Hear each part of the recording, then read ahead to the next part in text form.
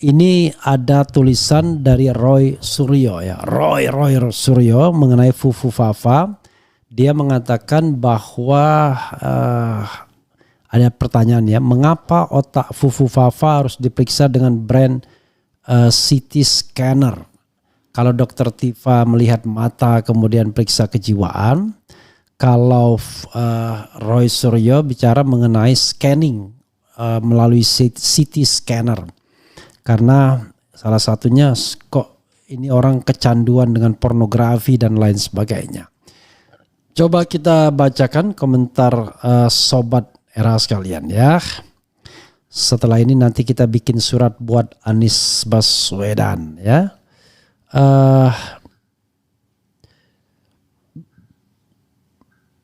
Jadi itu ya, coba kita bacakan dan kemudian kita bedah nantinya.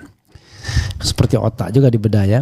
Mengapa otak Fufu Fafa harus diperiksa dengan brand CT scanner? Sambil baca puisi ya. Oleh Dr. KRMT Roy Suryo, Master Kesehatan. Wah, dia Master Kesehatan ya. Kanjeng Raden Mas Tumenggung ya.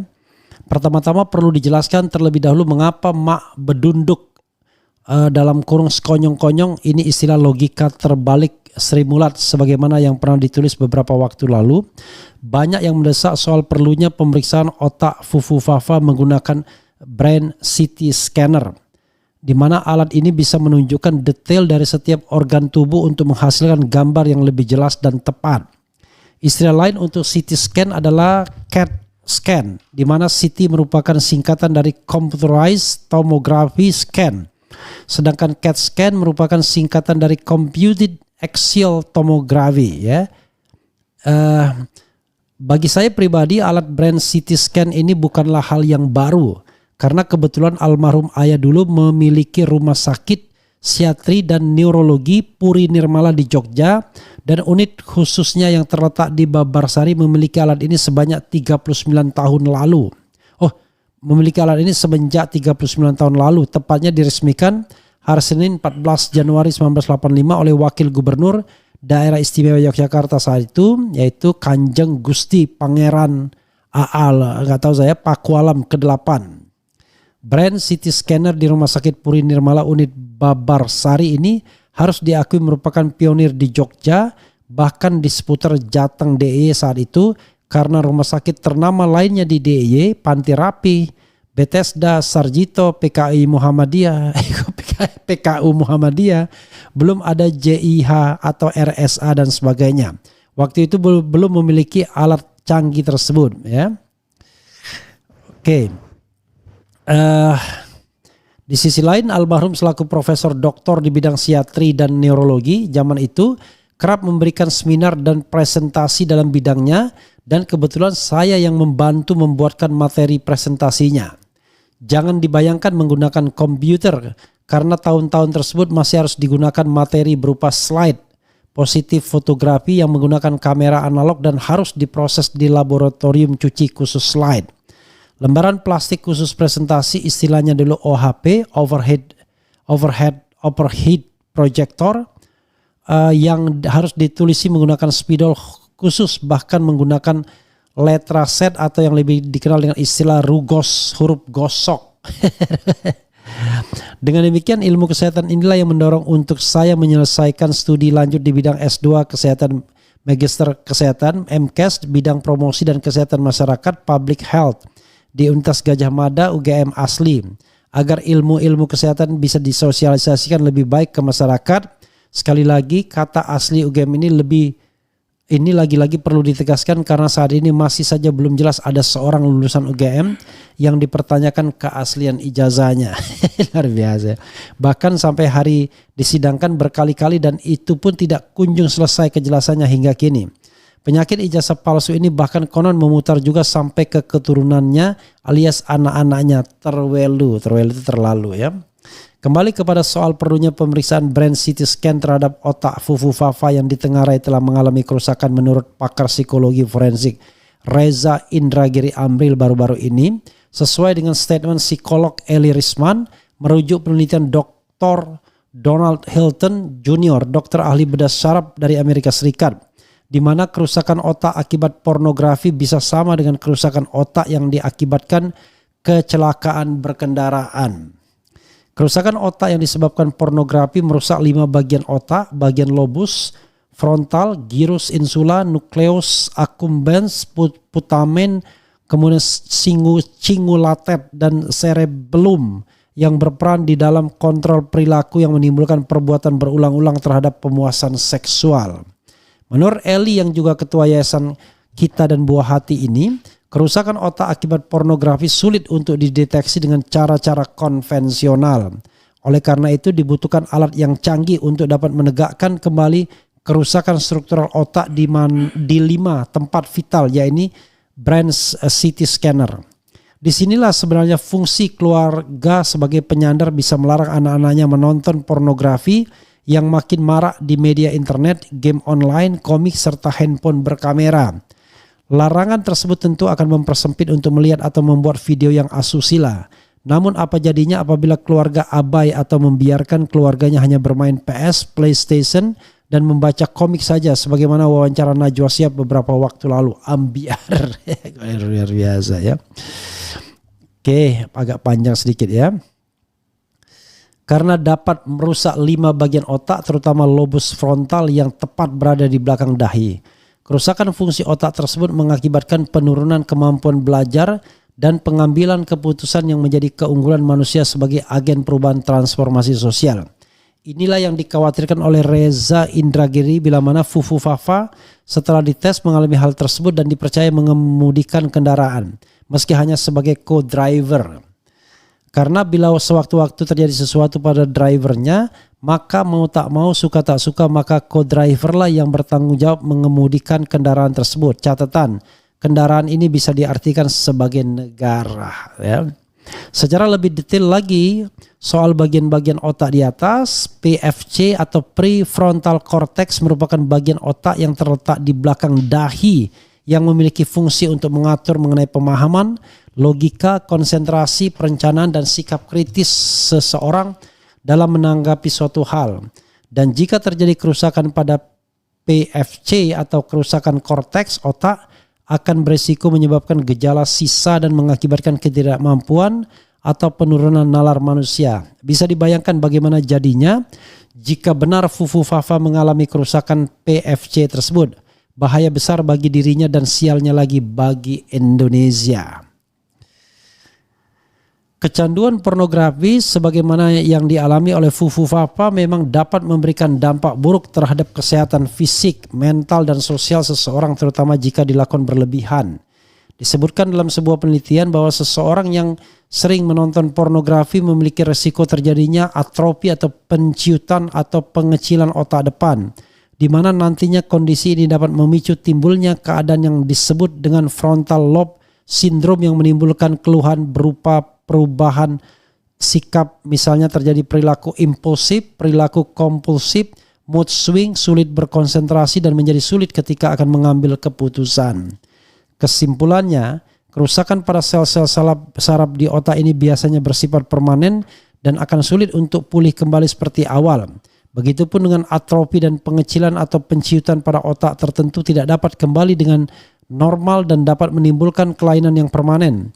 Jika keluhan tersebut terjadi, maka perlu psikiater atau dokter ahli jiwa untuk penanganan lebih lanjut, karena hal kecanduan pornografi seperti yang dialami oleh Fufu Fafa ini memang banyak memberikan dampak buruk bagi Indonesia di masa depan. At last but not least ya, pemeriksaan brain CT scan untuk Fufu Fafa yang terbukti kecanduan pornografi akibat postingan-postingan mesum dan kampungannya di Kaskus masa lalu, bahkan terakhir juga ditemukan di Palm Springs, sudah sangat mendesak. Dr. KRMT Roy Suryo MKes, pemerhati telematika multimedia AI dan OCB Independen Jakarta, 21 September 2002 MP 2024. Ya, sahabat era sekalian, itu yang disampaikan oleh Roy Suryo ya, rodo-rodo ilmiah juga ya. Tetapi ini penting karena sekali lagi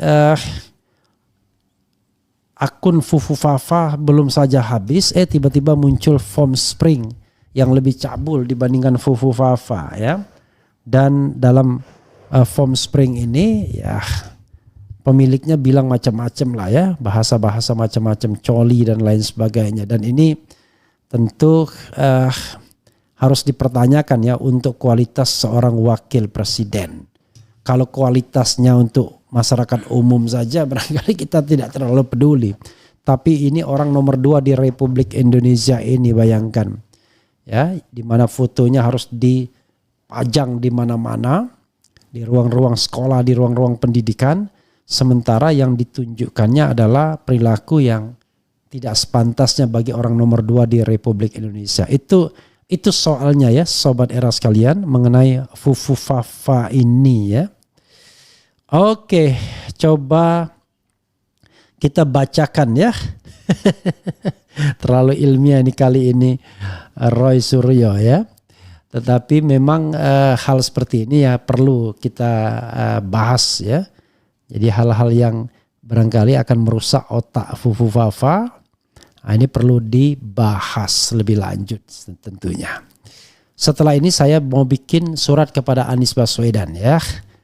Saya kira suratnya itu ya mudah-mudahan didengarkan yang bersangkutan. Oke, kita bacakan komentar ini ya. Oke. Oke. Undang Roy Suryo Bang, dia sudah meneliti 23 lebih situs porno yang dikunjungi oleh Samsul menggunakan akun email Cilipari. Oke. Roy Suryo apakah keluarga keraton Bang? Kelihatannya iya. Ya, karena dia KRMT kan, Kanjeng Raden Mas Tumenggung ya. Tapi begini, saya tidak tahu persis ya soal keluarga keraton itu kan. Tadi tidak hanya dia keturunan sultan atau apa, bisa juga dia keturunan hulu balangnya kan. Hulu balang setingkat pati atau hulu balang itu juga barangkali ada gelar-gelar tertentunya. I don't know exactly ya.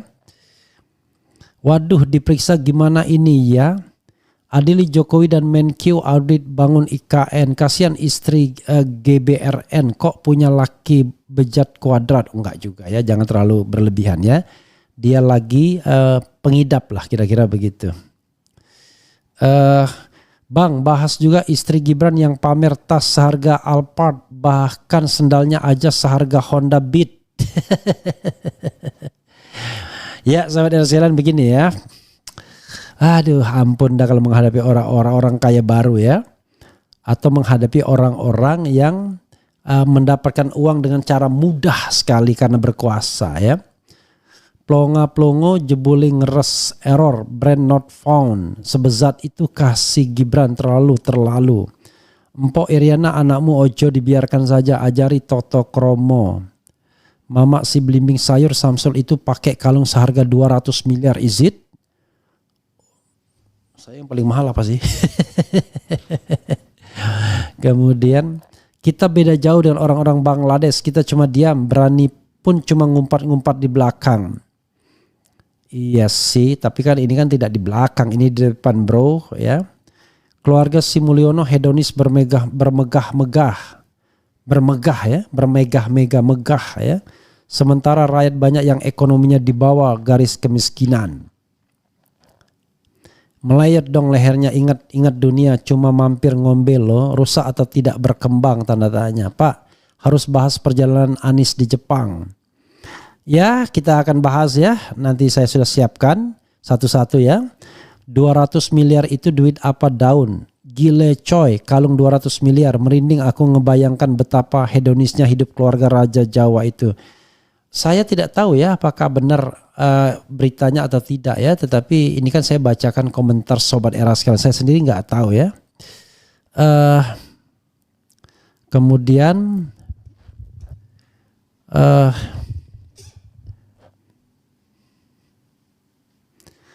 Kemudian baru nemu kita ada pengamat. Oke. Saya coba transfer ke GoPay customer di nomor yang viral itu lewat aplikasi Brimo dan ternyata nama yang keluar adalah Gibran Raka Buming Rakabang. Ini satu tanda lagi ya. Kemudian Mudah-mudahan ini hanya mimpi. Malu saya punya wapres kayak gitu. Semoga ini hanya mimpi ya. Kemudian